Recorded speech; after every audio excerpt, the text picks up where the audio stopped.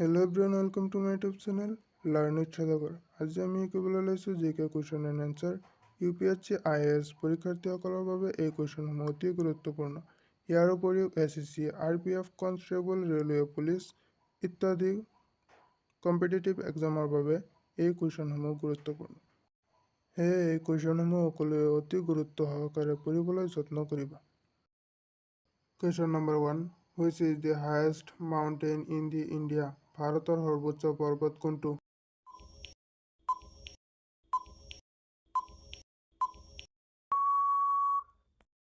Right answer option C. Kanchenjunga. Kanchenjunga হৈছে ভাৰতৰ সৰ্বোচ্চ পৰ্বত। Question number 2. Which is the largest lake in the India? ভাৰতৰ আটাইতকৈ ডাঙৰ হ্ৰদ কোনটো?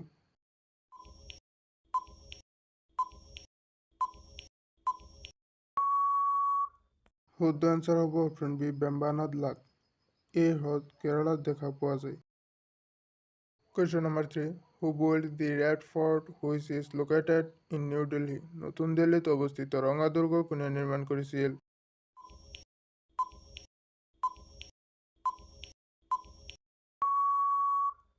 শুদ্ধ আনসাৰ হ'ব অপশ্যন ডি, শাহজাহান, যিয়ে নতুন দিল্লীত অৱস্থিত ৰঙা দুৰ্গ নিৰ্মাণ কৰিছিল। Question number 4. Navy Day in India celebrate on which day? নৌসেনা দিৱস ভাৰতত কোনটো দিনত উদযাপন কৰা হয়?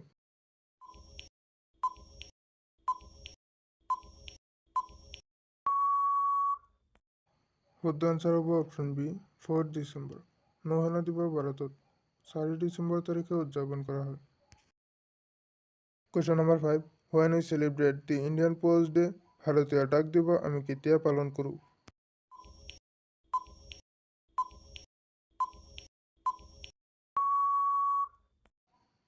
শুদ্ধ আনসাৰ হ'ব অপশ্যন এ, 10 অক্টোবৰ।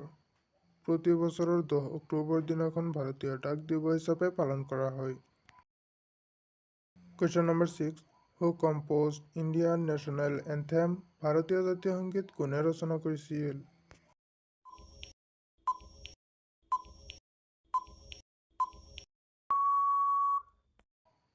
শুদ্ধ আনসাৰ হ'ব অপশ্যন চি, ৰবীন্দ্ৰনাথ ঠাকুৰ।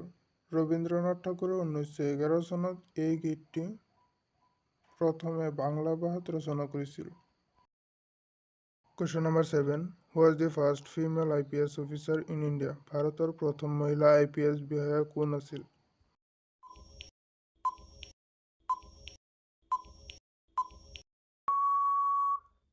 শুদ্ধ আনসাৰ হ'ব অপশ্যন চি, কিৰণ বেদী।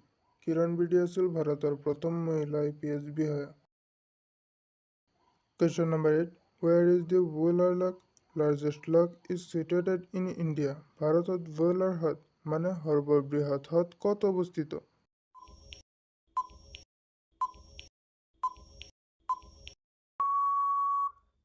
শুদ্ধ আনসাৰ হ'ব option A, Jammu and Kashmir.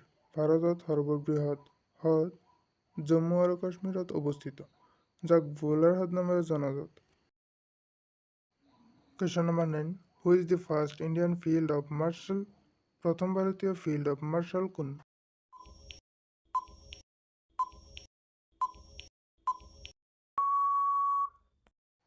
শুদ্ধ আনসাৰ হ'ব অপশ্যন এ, ছেম মানেকশ্ব। প্ৰথম ভাৰতীয় ফিল্ড অফ মাৰ্শাল আছিল same মানেকশ্ব। Question number 10. Which country is known for this policy of non-alignment?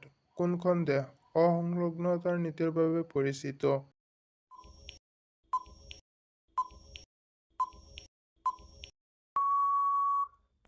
শুদ্ধ আনসাৰ হ'ব অপশ্যন এ, ইণ্ডিয়া। ভাৰত দেশখন অসংলগ্নতা নীতিৰ বাবে পৰিচিত।